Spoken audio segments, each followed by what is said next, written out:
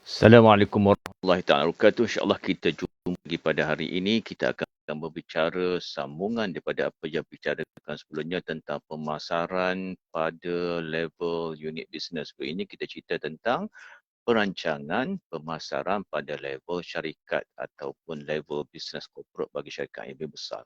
Tapi kalau kita kecilkan lagi pada perancangan, dia akan pergi pada nombor 2, perancangan level business. Perancangan level business ni bagi syarikat yang besar lah. Kalau bagi kita yang kecil, yang bisnes kecil ni ialah seumpama perancangan level produk-produk yang kita ada. Mana setiap produk itu, dia ada perancangan pemasaran yang berbeza-beza yang sesuai dengan produk. Mungkin kita boleh combine 2-3 produk pada mereka kalau mereka berada pada kategori yang sama. Tapi kalau mereka pada kategori berbeza, kita boleh pecahkan juga mengikut kesesuaian dengan pasaran. Sebab itu dalam pemasaran level unit bisnes atau level produk ini, pertamanya adalah dia lebih kepada bukannya membina idea yang besar-besar, sebab itu tak pun berada dalam level syarikat atau level corporate. Tapi dia akan lebih kepada mengendalikan aktiviti-aktiviti ataupun kegiatan-kegiatan yang fokus kepada unit bisnes atau fokus pada produk yang hendak kita pasarkan. Ia termasuk dalam melayani pasaran, pelanggan, memanfaatkan apa saja daya sumber yang ada walaupun terhad untuk mencapai matlamat KPI yang telah ditetapkan, dan juga dia akan ada metodologi-metodologi yang berbeza-beza yang sesuai dengan pasaran, yang sesuai dengan produk dan yang sesuai dengan kehendak semasa. Sebab itu dalam proses ataupun peranan dalam pemasaran level kecil ini, level unit business, level produk ini, dia banyak berfikir tentang solusi yang simple-simple. Pertamanya, solusi yang bagaimana untuk meletakkan produk itu kekal kompetitif dalam pasaran, bagaimana untuk bersaing dengan produk-produk yang lain secara positif, maknanya bersaing sama ada kita bersaing ataupun kita membina jalan kita sendiri, tapi konsep persaingan tetap ada. Bagaimana nak meletakkan produk itu yang ditawarkan supaya dapat diterima oleh market, bagaimana mengenal pasti sasaran pelanggan yang betul-betul yang kita mahu, yang sesuai dengan produk kita, yang akhirnya bagaimana nak membagikan, mempergunakan sumber-sumber daya yang ada yang terhad seperti modal, kewangan yang berkaitan dengan pemasaran, kan, produk yang terhad, kuantiti yang terhad yang mampu kita keluarkan, ini semua kena dinilai sendiri dan dikaji supaya kita tidak stuck dalam kita menyebarkan produk itu dan kita bersedia jika produk itu boom, maka kita bersedia untuk menghadapi tekanan permintaan yang tinggi. Itu antara proses simple yang digunakan.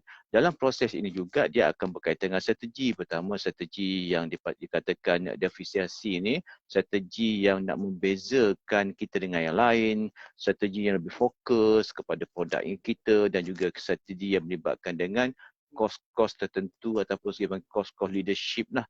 Bagaimana kita nak meletakkan kos, banyak benda yang boleh kita bicara tentang itu, yang ajan juga dia berkaitan dengan apakah tuntutan market segmentation yang kita kena faham betul-betul. Dan akhir sekali, produk ini juga prosesnya nanti adalah bagaimana kita nak kembangkan dia menjadi lebih besar dan lebih besar. Persoalan yang akan datang bagi orang yang menguruskan produk pada pemasaran pada level unit bisnes atau produk ini, yang pertamanya mereka akan berfikir bagaimana nak bersaing. Di mana nak bersaing, itu yang mereka fikirkan. Juga yang mereka fikirkan tentang cost efektif lah. Bagaimana nak gunakan sumber daya, bagaimana nak memastikan bahawa produk versus pasaran tu, yang ajar konsep batu dalam konsep unit bisnes ini, dia akan ada satu metrik, dia panggil metrik produk versus pasaran. Mungkin itu kita akan bagi lebih detail. Dan juga mereka ada satu level di mana meletakkan relevan tak apa yang mereka buat ini versus tak relevan. Apakah mereka sesuai dengan pasaran ke tak? Itu juga antara yang persoalan-persoalan yang dipikirkan. Dan apabila meletakkan pada pasaran, kita tengok juga perubahan-perubahan yang ada pada pasaran. Sebab itulah kalau kita tengok fokus mereka yang berada dalam pemasaran level unit bisnes atau level produk ini, yang pertamanya mereka akan buat ukuran lah, maka ukuran mereka buat penilaian tentang produk versus pasaran. Yang keduanya, mereka akan berusaha untuk meningkat menekan perkembangan produk dan pertumbuhan produk tu pada sikit, volume bertambah. Dan seterusnya mereka melihat pada tingkat pasaran share tu, permintaan pasaran semakin banyak, dan juga mereka mesti dah akan fokus juga setiap apa mereka lakukan itu mesti ada profitnya, profitability itu mesti juga difokuskan.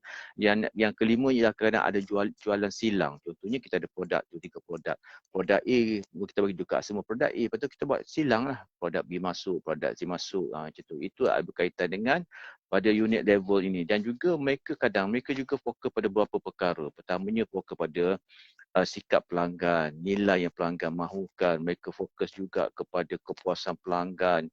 Mereka fokus pada memahami demografi pelanggan, meletakkan mutu dan pada teknologi yang ada, membina reputasi trust, menengok juga pada harga. Adakah harga itu sesuai dengan pelanggan, sesuai dengan sasaran yang kita buat.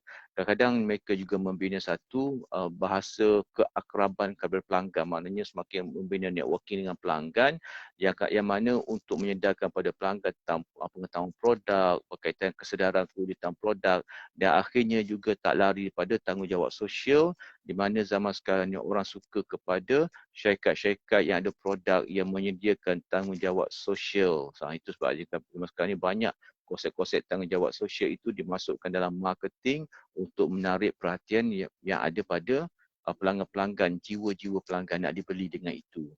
Apakah proses dalam perancangan unit bisnes ini? Yang pertamanya mereka tengok status quo, status semasa, membuat evaluasi penilaian tengah status semasa dalam syarikat itu sendiri dan juga pada status semasa yang ada pada market. Yang keduanya mereka membuat satu analisis tujuan pemasaran mereka yang sebenarnya apa. Yang ketiganya mereka melihat analisis persekitaran dalam pasaran itu, yang akhirnya mereka juga melihat tentang peluang versus cabaran dalam pemasaran. Kena listkan juga. Nanti kita akan pergi ke SWOT analisis yang lebih cerita, lebih detail tentang apakah syarikat perlu buat dalam pemasaran. Dan seterusnya ialah yang kelimanya ialah mencari alternatif strategi jika strategi yang dibuat itu tak berjaya. Maknanya mesti ada strategi A, strategi B, C, D. Kena buat persediaan. Yang keenam juga ialah mereka juga menilai setiap strategi alternatif yang mereka buat itu ke mana arah nak dituju. Ketujuhnya ialah mereka membuat satu implementasi setiap program aktiviti dengan kos-kos yang ada lah. Mereka tengok kos jugalah, kadar kos macam mana. Yang akhirnya ialah setiap orang yang terlibat dalam proses perancangan unit bisnes dan perancangan produk ini, mereka sentiasa buat monitoring kepada program aktiviti yang mereka buat. 1, 2, 3 mereka check begitu supaya mereka meletakkan dari mereka bahawa perancangan level pemasaran ini mestilah match dengan apa yang dibuat oleh perancangan pemasaran level syarikat. Matching tu kena ada dan dia biasanya kombinasi yang bagus lah. Dari syarikat kecil kita tak nampak dia ada perbezaan sebab kadang kita jugalah yang buat pemasaran level syarikat, kita jugalah yang buat pemasaran level produk, unit business kan ya.